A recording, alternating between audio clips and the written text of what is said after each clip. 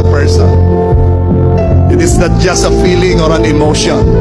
Love is a person. And that person is here. That person is here. God is here. And God is telling you, my child, my daughter, my son, I love you.